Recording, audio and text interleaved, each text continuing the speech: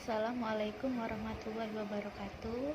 Perkenalkan, kami dari kelompok 4. Di sini kami akan mempresentasikan materi tentang ISO 27005, mata kuliah IT Risk Management.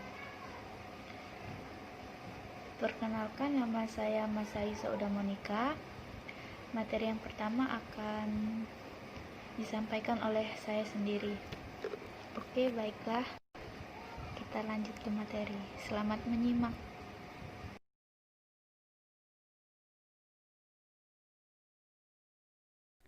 IT Risk Management.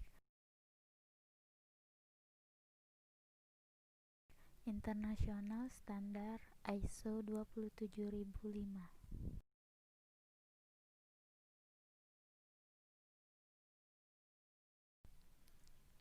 Ini nama kelompok.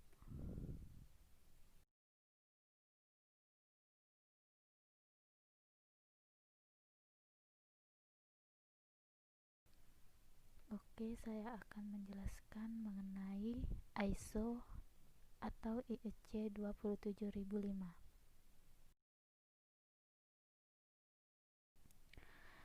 ISO 27005 adalah seperangkat standar dari organisasi internasional untuk standarisasi ISO dan International Electrotechnical Commission atau disingkat IEC, yang memberikan pedoman dan teknik untuk mengelola risiko keamanan informasi.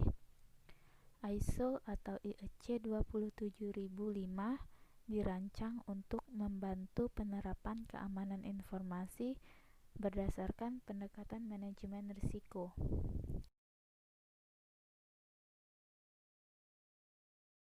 ISO atau IEC 27005 adalah bagian dari serangkaian standar yang lebih besar dalam sistem manajemen keamanan informasi atau ISMS seri ISO IEC 27000.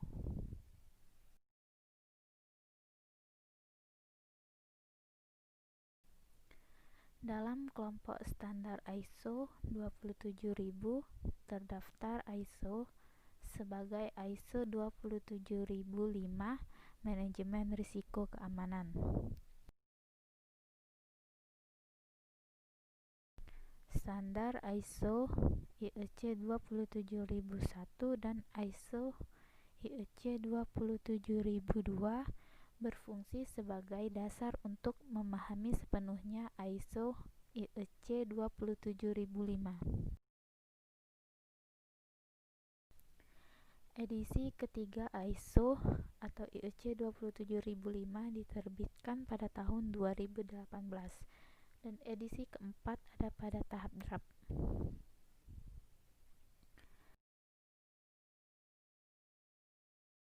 ISO IEC 27005 adalah standar yang tidak menentukan atau merekomendasikan metode manajemen risiko.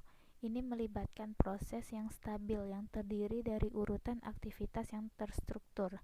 Beberapa dari aktivitas terstruktur ini meliputi, yaitu yang pertama, menetapkan konteks manajemen risiko. Yang kedua, menilai informasi yang relevan secara kuantitatif atau kualitatif. Yang ketiga, mengatasi segala risiko dengan benar. Yang keempat, menjaga para pemangku kepentingan mendapat informasi selama proses.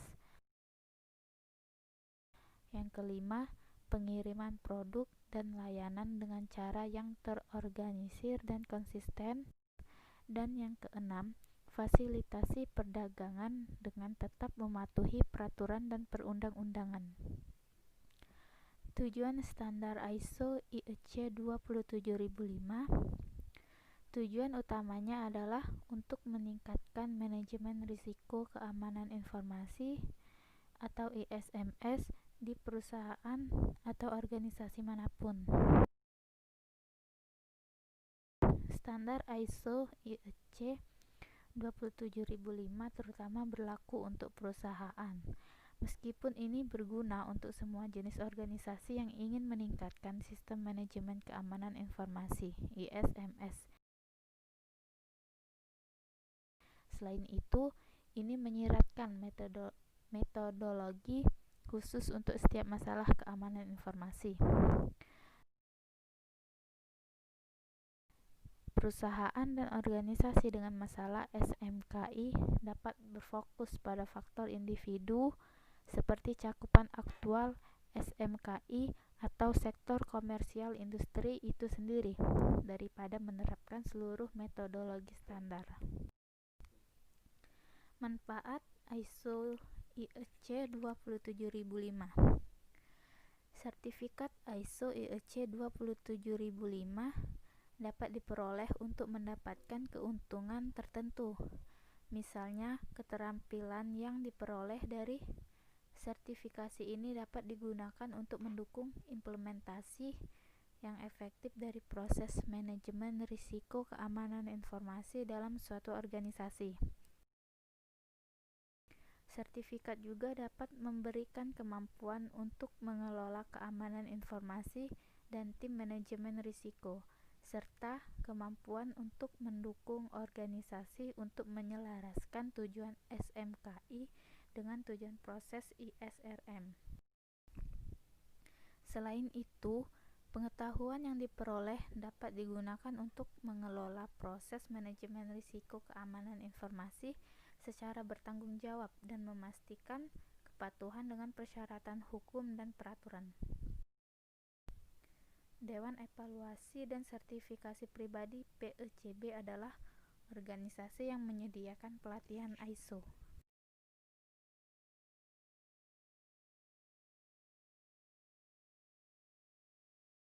Implementasi ISO IEC 27005 berlaku untuk semua jenis organisasi, misalnya perusahaan komersial, lembaga pemerintah, organisasi nirlaba yang berniat mengelola risiko yang dapat membahayakan keamanan informasi organisasi.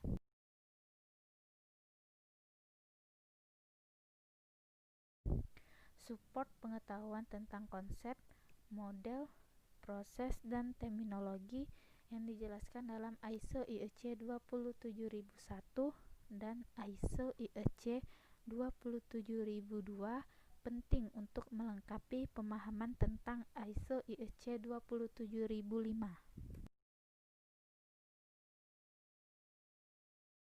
ISO IEC 27005 sangat penting bagi Anda.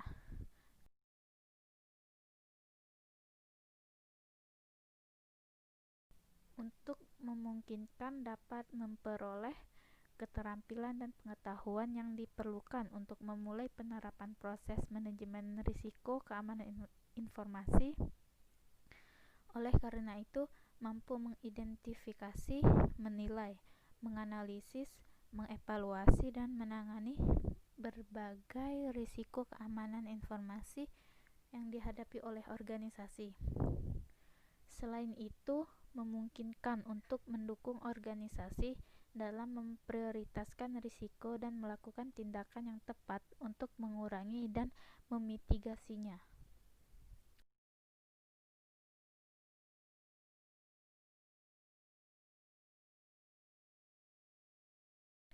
ISO IEC 27005 memberikan pedoman untuk pembentukan pendekatan sistematis untuk manajemen risiko keamanan informasi yang diperlukan untuk mengidentifikasi kebutuhan organisasi mengenai persyaratan keamanan informasi dan untuk menciptakan sistem manajemen keamanan informasi yang efektif.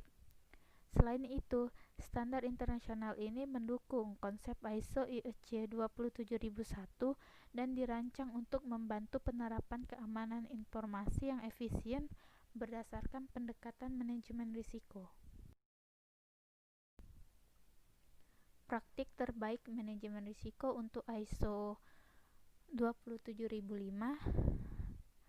Adapun ISO 27005, manajemen risiko yang berkaitan dengan keamanan informasi harus mengidentifikasikan konteks, mengevaluasi risiko, dan mengatasinya melalui sebuah rencana untuk mengimplementasikan rekomendasi dan keputusan. Manajemen risiko menganalisis peristiwa potensial dan konsekuensinya sebelum memutuskan apa yang harus dilakukan dan kapan melakukannya, sehingga dapat mengurangi risiko ke tingkat yang dapat diterima. Karena aktivitas penerimaan risiko akan memastikan bahwa risiko residual secara eksplisit diterima oleh manajemen perusahaan. Ini terutama penting dalam situasi di mana implementasi pengendalian dihilangkan atau ditunda, misalnya karena biaya. Oke, materi selanjutnya akan dijelaskan oleh teman saya. Perkenalkan, nama saya Mawarti. Saat ini saya akan menjelaskan materi selanjutnya yang telah dibaca oleh rekan saya. Tahapan ISO 27005. 1. Identify risks. 2. Evaluate risks. 3. Treat risks. Dan 4. Handle change. Berikutnya adalah proses manajemen risiko ISO 27005. Yaitu 1. Penetapan konteks, 2. Tugas beresiko, 3. Perawatan resiko, 4. Penerimaan resiko, 5. Penerimaan resiko, dan 6. Pemantauan dan peninjauan risiko. 1. Penetapan konteks. Konteks manajemen risiko menetapkan kriteria bagaimana risiko diidentifikasi, siapa yang bertanggung jawab atas kepemilikan risiko, bagaimana risiko berdampak pada kerahasiaan, integritas, dan ketersediaan informasi, dan bagaimana dampak risiko dan kemungkinan dihitung. 2. Penilaian risiko. Banyak organisasi memilih untuk mengikuti proses penilaian risiko berbagai aset yang terdiri dari 5 tahapan utama, yaitu 1. Menyusun aset informasi, 2. Mengidentifikasi ancaman dan kerentanan yang berlaku untuk setiap aset, 3. Menetapkan nilai dampak dan kemungkinan berdasarkan kriteria risiko, 4. Mengevaluasi setiap risiko terhadap tingkat penerimaan yang telah ditentukan. 5. Memprioritaskan risiko mana yang perlu ditangani dan bagaimana urutannya.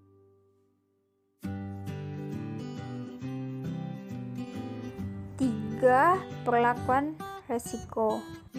Ada 4 cara untuk menangani risiko, yaitu 1. Hindari risiko dengan menghilangkannya sepenuhnya. 2. Ubah risiko dengan menetapkan kontrol keamanan. 3. Berbagi risiko dengan pihak ketiga melalui asuransi atau outsourcing. 4. Pertahankan risiko jika risiko termasuk dalam kriteria penerimaan risiko yang ditetapkan. 4. Penerimaan risiko. Organisasi harus menentukan kriteria mereka sendiri untuk penerimaan risiko yang mempertimbangkan kebijakan, tujuan, sasaran, dan kepentingan pemegang saham yang ada.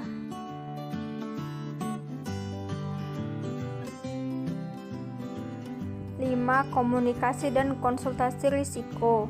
Komunikasi yang efektif sangat penting dalam proses manajemen risiko keamanan informasi.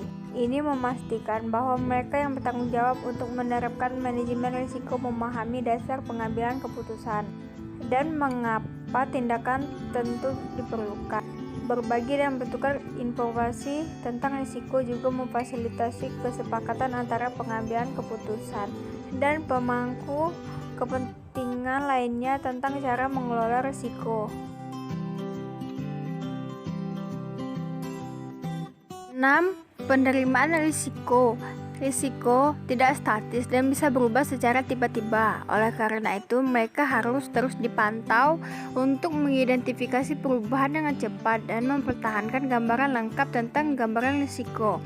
Organisasi juga harus memperhatikan satu, setiap aset baru yang termasuk dalam ruang lingkup manajemen risiko. 2, nilai aset yang memerlukan modifikasi sebagai respon terhadap persyaratan bisnis yang berubah. 3, ancaman baru baik eksternal maupun internal yang masih harus dinilai. Dan 4, insiden keamanan informasi.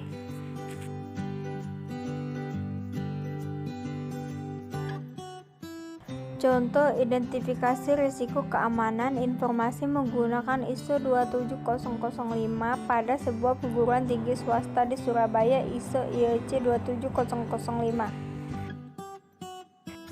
Penerapan teknologi atau sistem informasi yang selaras dengan visi dan misi suatu perguruan tinggi dapat memberikan nilai tambah dan keunggulan kompetitif.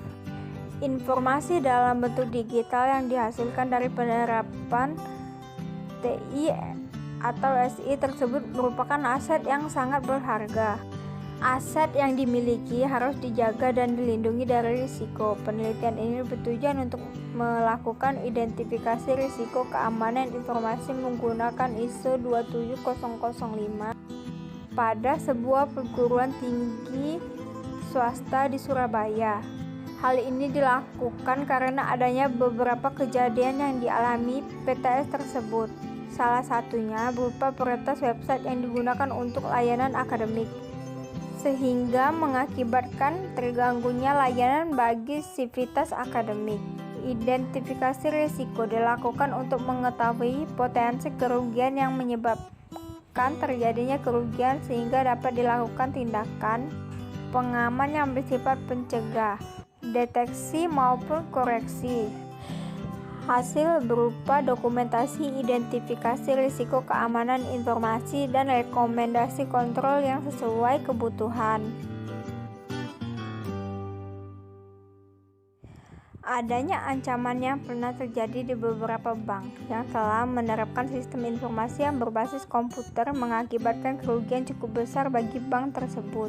Untuk itu, perlu dilakukan peningkatan keamanan informasi di dalam menjamin kualitas informasi perancangan model sistem manajemen sekuritas informasi atau SMSI. Dilakukan berdasarkan dampak manajemen risiko, yaitu perancangan atas dokumen pengembangan sistem, perancangan atas standar operasional prosedur atau SOP, perancangan atas penanggung jawab sistem, perancangan atas peraturan penggunaan sistem informasi, serta perancangan dalam sosialisasi sistem informasi. Metode penelitian. Identifikasi risiko berdasarkan ISO 27005 atau 2011 terdiri dari 5 tahapan, yaitu identifikasi aset, threats, existing controls, vulnerabilities, dan consequence International Standard 2011. Aset merupakan suatu yang bernilai bagi organisasi sehingga perlu perlindungan. Aset sistem informasi lebih dari sekedar hardware dan software, melainkan juga information, proses, dan sistem.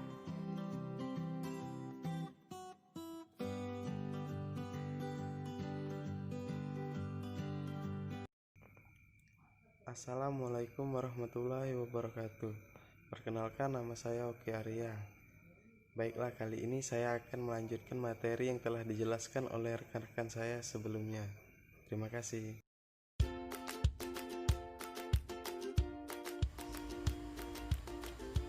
Satu, identifikasi aset.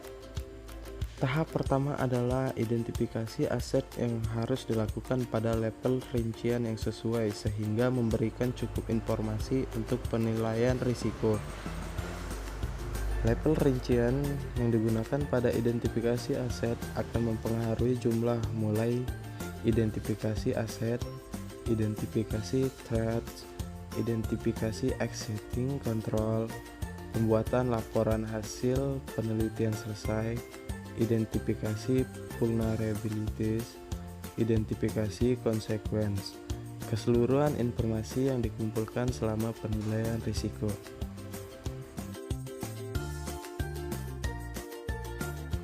Dua, identifikasi threats. Tahap kedua adalah identifikasi threats. Ancaman memiliki potensi yang dapat membahayakan aset yang dimiliki organisasi seperti informasi, proses, dan sistem. Ancaman bisa berasal dari alam atau manusia, dan bisa disengaja atau tidak disengaja. Ancaman dapat ditimbulkan dari dalam maupun luar organisasi.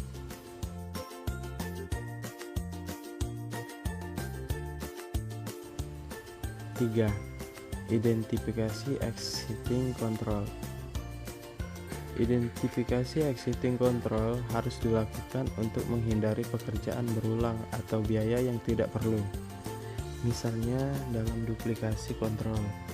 Selain itu, sementara mengidentifikasi kontrol yang ada, pemeriksaan harus dilakukan untuk memastikan bahwa kontrol bekerja dengan benar. 4. Identifikasi vulnerabilities dilakukan pada bidang organisasi, proses dan prosedur, rutinitas manajemen, personel, lingkungan fisik, konfigurasi sistem informasi, perangkat keras, perangkat lunak, atau peralatan komunikasi, serta ketergantungan pada pihak luar. Keberadaan dari suatu kerentanan tidak menyebabkan bahaya, karena perlu ada ancaman yang hadir untuk memanfaatkannya.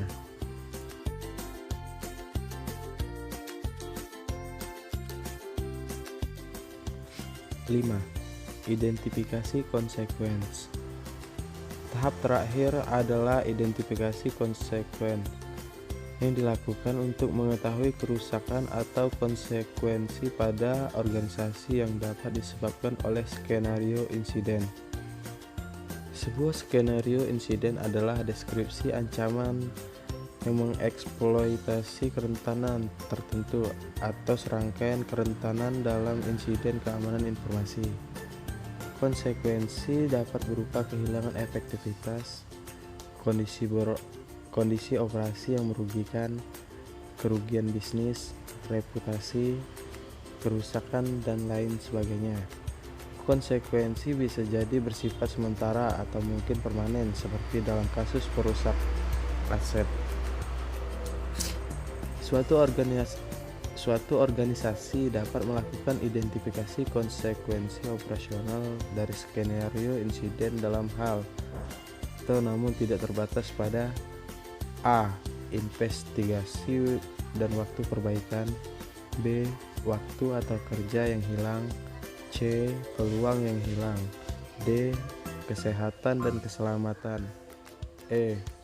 Biaya keuangan akan keterampilan khusus untuk memperbaiki kerusakan, F. Kesan nama baik dan iktikat baik.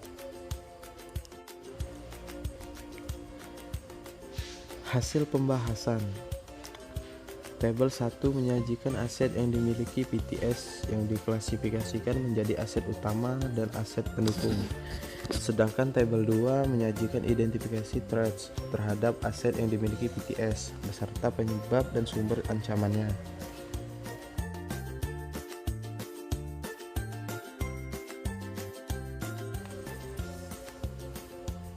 Berikut adalah tabel 1. Identifikasi aset yang dimiliki PTS.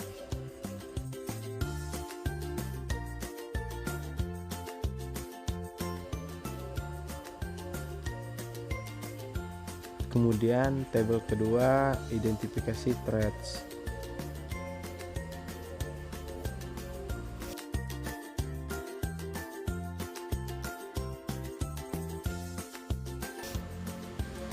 Identifikasi exiting control dilakukan untuk mengetahui kontrol yang telah ditetapkan pada aset dimiliki PTS sebagai berikut.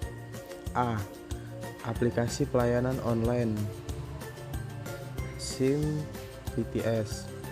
1. Menerapkan DRP atau Disaster Recovery Plan. 2. Melakukan pembekalan terhadap help desk terkait problem solving. B. Windows Server atau Proxmox, FreeBSD, VMware, ESXi. 1. Install antivirus. 2. Update antivirus. 3. Membuat privilege user. 4. Hanya beberapa personel saja yang mempunyai hak akses terhadap server dan data center. 5. Menerapkan DRP. C. PC atau personal komputer. 1. Install antivirus. 2. Update antivirus. 3. Akses ke internet tidak diperkenankan, hanya dapat akses server aplikasi pelayanan online. 4. Tidak bisa install program ilegal. 5. Menerapkan.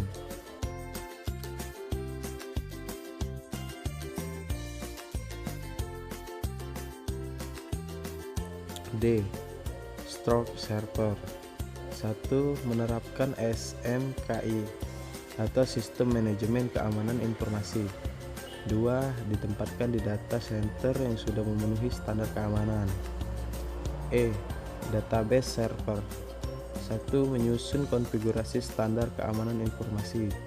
2. Menerapkan standar konfigurasi keamanan di atas standar yang ada.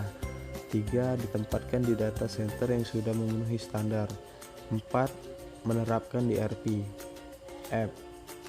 UPS atau Uninterruptible Power Supply. Melakukan pengecekan berkala terhadap baterai dan tegangan listrik. G. Firewall. 1. Melakukan review konfigurasi dan kebijakan. 2. Menerapkan DRP. H. Routers. 1. Mengimplementasikan IPS atau Intrusion Prevention System. 2. Menerapkan DRP. 3. Membuat privilege per user.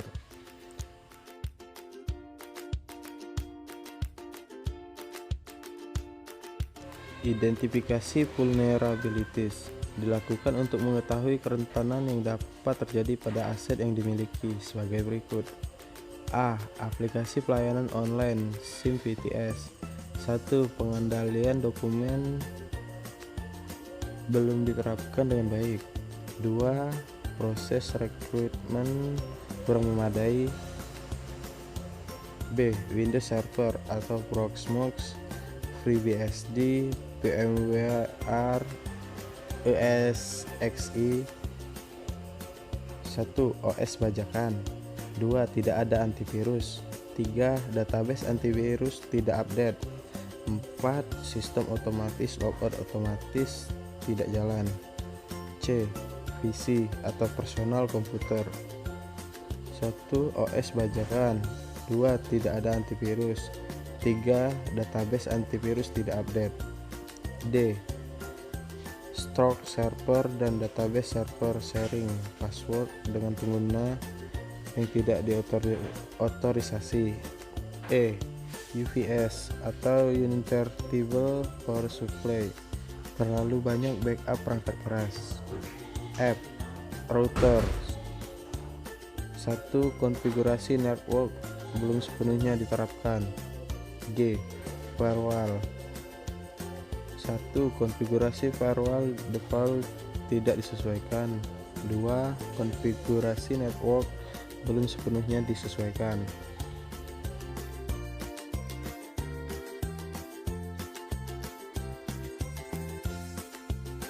Hasil identifikasi. Hasil identifikasi risiko terdiri dari identifikasi aset, threats, exiting control, vulnerabilities, dan consequence pada VTS di Surabaya, menunjukkan bahwa DSTI telah berupaya melakukan perlindungan terhadap aset yang dimiliki. Akan tetapi, ada sebagian yang belum diterapkan. Aset yang diidentifikasi masih terbatas pada hardware dan software yang dimiliki. Kontrol yang ada belum disosialisasikan kepada seluruh civitas akademika, masih terbatas pada personel di STI.